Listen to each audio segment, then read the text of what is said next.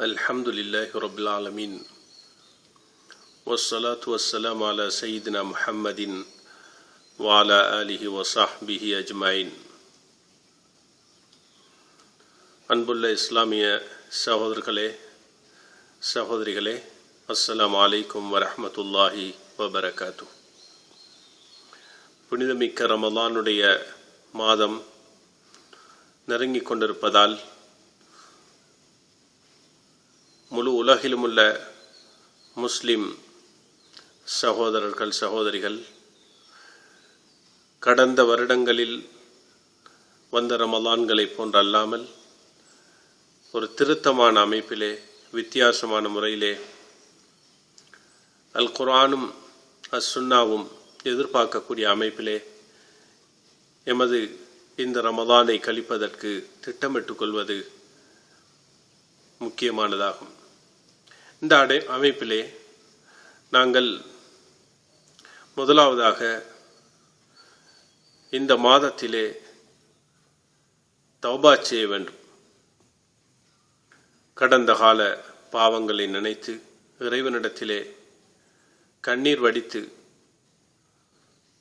நான் இந்த பாவங்களை இனி செய்ய மாட்டேன் என்று உறுதி பூண்டு மீண்டும் மீண்டும் அல்லாஹ்விடத்திலே மன்னிப்பு கேட்க வேண்டும். கடல் நுரைகள் அளவு இருந்தாலும், இவ்வுலகத்தில் உள்ள மணல்களுடைய எண்ணிக்கை அளவு பாவங்கள் இருந்தாலும், அல்லது எவ்வளோ அதிகமானதாக இருந்தாலும் அல்லாஹு தாலா இந்த பாவங்களை மன்னிப்பதாக எமக்கு ஹதீஸ்களுடைய நன்மாராயம் இருந்து கொண்டிருக்கிறது. இந்த அடிப்படையிலே நாம் அதிகமாக அல்லாஹ்விடத்திலே பாவ மன்னிப்பு கேட்க வேண்டும். இரண்டாவதாக, நன்மைகளுடைய அடிப்படை ஐங்கால தொழுகைகளை பேணி பாதுகாத்து தொழுவதாகும். யாராவது தொழுகை இல்லாத வாழ்க்கையில் இருந்தால் தொழுகையை ஆரம்பிக்க வேண்டும். இந்த மாதத்திலே ஐங்கால தொழுகைகளை நான் விடுபடாமல் இமாம் ஜமாத்துடன் அந்த கூட்டு தொழுகையிலே பள்ளிவாசலுக்கு சென்று தொழுவேன் என்று உறுதியாக நீங்கள் நியத்து வைத்துக் கொள்ளுங்கள். அதான் சொல்லப்படும் பொழுது நீங்கள் பள்ளிவாசலுக்குள் இருக்கக்கூடிய அமைப்பில் உங்களுடைய நேர அட்டவணையை இப்பொழுதிருந்தே தயார் செய்து உங்களுடன் கூடவே நீங்கள் வைத்துக் கொள்ளுங்கள். அடுத்ததாக, நோன்பு திறக்கக்கூடிய நேரத்திலே நிறைய சாப்பாடுகளை சாப்பிட்டு வயிற்றுக்கு பாரத்தை உண்டு பண்ணி இராவணக்கங்களை விட்டும் நீங்கள் தூங்கக்கூடிய நிலையை ஏற்படுத்தி கொள்ளாமல், நபிகளாருடைய அருமையான சுன்னா வழிமுறை என்னவென்றால், ஈத்தம் பழங்களையும் தண்ணீரையும் குடிப்பதுதான். இது ஆக முக்கியமான நபி வழி. பகல் காலங்களிலே எங்களுடைய வயிறு உணவு இல்லாமல் இருந்து காலியானதாக இருந்து பிற்பாடு அது இனிப்பில் அமையப்பட்டிருக்கக்கூடிய ஈத்தம் பழங்களை சாப்பிட்டு தண்ணீர் குடிப்பதால் மிக அதிகமான மருத்துவ பயன்கள் இருக்கின்றன. அவ்வாறே நீங்கள் அமைத்துக் கொள்ளுங்கள். அவ்வாறு செய்தால் நீங்கள் மகரிப் தொழுகையை முதல் தக்பீரிலே நீங்கள் தொழக்கூடிய பாக்கியத்தை அடைவீர்கள். மகரிப் தொழுகையின் பிற்பாடு ஒரு இலேசான ஏனைய மனம் விரும்பக்கூடிய அந்த சாப்பாடுகளை நாங்கள் சாப்பிட்டுக் கொள்ள முடியும். அடுத்ததாக, ஒவ்வொரு நாளும் நாங்கள் குர்ஆன் ஓத வேண்டும். அனைத்து வேலைகளையும் குறைத்து இந்த மாதத்திலே நான் அதிகமாக குர்ஆன் ஓத வேண்டும். ஷஹ்ரு ரமலான் அல்லதி உன்சில ஃபீஹில் குர்ஆன். ரமலானுடைய மாதம் எப்படிப்பட்டதென்றால் அதில் தான் அல் குர்ஆன் இறக்கப்பட்டது என்று அல்லாஹு தாலா இந்த ரமலானுடைய மாதத்தை அறிமுகம் செய்திருக்கின்றான். எனவே இது குர்ஆனுடைய மாதம். அதிகமாக குர்ஆன் ஓத வேண்டும். ஒரு நாளைக்கு 3 ஜுசுக்களாவது நீங்கள் ஓதினால் ஒரு மாதத்துக்கு 3 குர்ஆன்களை நீங்கள் முடிக்கக்கூடிய நிலை ஏற்படும். அதை கூடுதலாக ஓத முடியும், குறைவாக ஓதலாம். காலை நேரம், பகல் நேரம், மாலை நேரம், இரவு நேரம் என்று நீங்கள் கொஞ்சம் கொஞ்சமாக ஓதினால் ஒரு நாளைக்கு நீங்கள் அதிகமாக குர்ஆனை தொடர்ந்து ஓதுவீர்கள். இவ்வாறு ஒவ்வொரு நாளும் செய்தால் நிச்சயமாக அதிகமான தொடர்பை இந்த மாதத்தில் குர்ஆனுடன் உங்களுக்கு ஏற்படுத்திக் கொள்ள முடியும். அடுத்ததாக அதிகமாக அல்லாஹ்விடத்திலே நாங்கள் துஆ கேட்க வேண்டும். வைதா சாலக இபாதி அன்னி ஃபஇன்னி கரீப் உஜீபு தஅவத்தத் தாஇ இதா தான். என்னை பற்றி எனது அடியார்கள் உம்மிடத்தில் கேட்டால் நான் சமீபத்தில் இருப்பதாக சொல்லும்.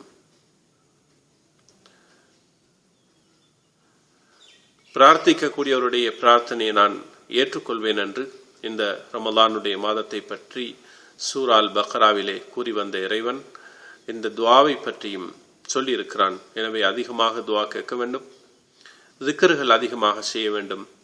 லா இலாஹ இல்லல்லாஹ் என்ற கலிமாவை அதிகமாக ஓதுங்கள். அல்லாஹும்ம ஸல்லி அலா முஹம்மதின் வ அலா ஆலி முஹம்மத் என்ற ஸலவாத்தை அதிகமாக ஓதுங்கள்.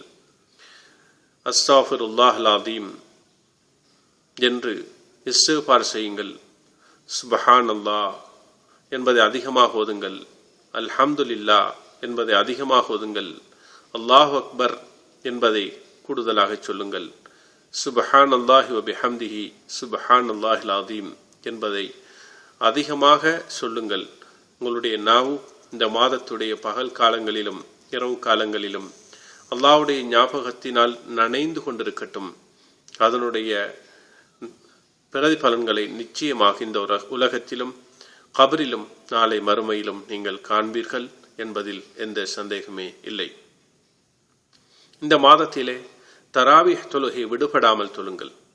இஃப்தாருடைய நேரத்திலே உணவை குறைத்து கொண்டால் இந்த தராவிஹ் தொழுகையை தொழுவது அல்லது மகரிப் தொழுகை, இஷா தொழுகை, சுபுஹ் தொழுகை போன்றவைகள் அந்த உணவுகள் குறைக்கப்படும் பொழுது இஃப்தாருடைய உணவு அதே போன்று அந்த சஹருடைய உணவு போன்றவைகளை குறைக்கும் பொழுது இபாதத்துகளுக்கு லேசாக இருக்கும்.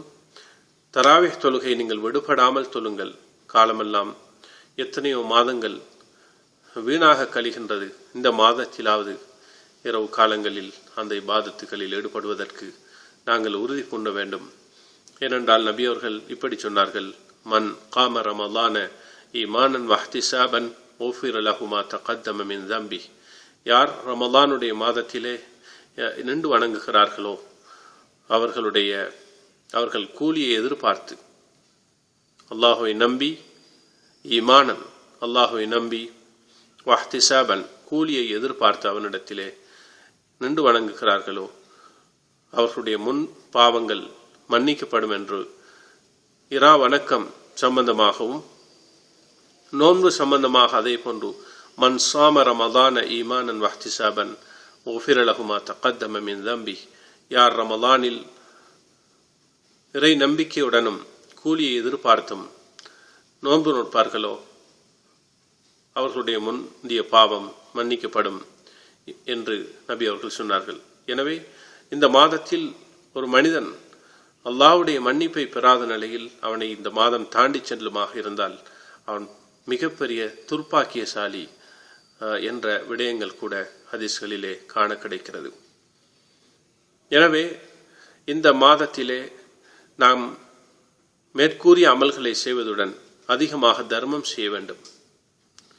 நாங்கள் இஃப்தாருக்கு தயார் செய்யக்கூடிய உணவுகளில் ஏழைகளுக்கு நாங்கள் பகிர்ந்தளிக்க வேண்டும். ஈத்தம்பழங்களை மற்றவர்கள் கொடுக்க வேண்டும். அதேபோல் மேலதிகமாக இஃப்தார் செய்ததன் பிற்பாடு நாங்கள் சாப்பிடுவதற்கு லேசான உணவுகள் தயார் செய்யும் பொழுது ஏழைகளையும் சேர்த்துக்கொள்ள வேண்டும். சஹர் உணவுக்கு வசதி இல்லாதவர்களுக்கு நாங்கள் ரகசியமாக தேடி சென்று அந்த குடும்பங்களை கண்டு அவர்களுக்கு நாங்கள் சஹருடைய ஏற்பாடுகளை, இஃப்தாருடைய ஏற்பாடுகளை செய்து கொடுக்க வேண்டும். அது மிகப்பெரிய அதிகமான கூலிகளை தரக்கூடிய செயல்களாகும். அது மாத்திரமல்ல, இந்த மாதத்திலே நாங்கள் நாவை கட்டுப்படுத்த வேண்டும்.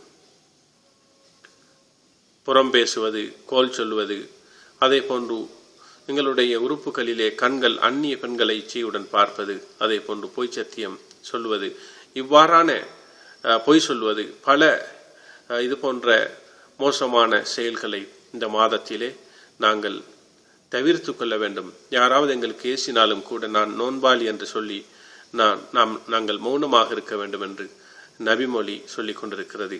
எனவே இந்த மாதத்துடைய நோன்புடைய நோக்கமான தக்வாவை நாம் அடைந்து கொள்ள வேண்டும். நோன்பை அடுத்து வரக்கூடிய 11 மாதங்களிலே இந்த தக்வாவை அமுல்படுத்துவதற்கு இந்த மாதத்திலே நாங்கள் இந்த தக்வா என்று சொல்லக்கூடிய பயபக்தியை அடைய வேண்டும்.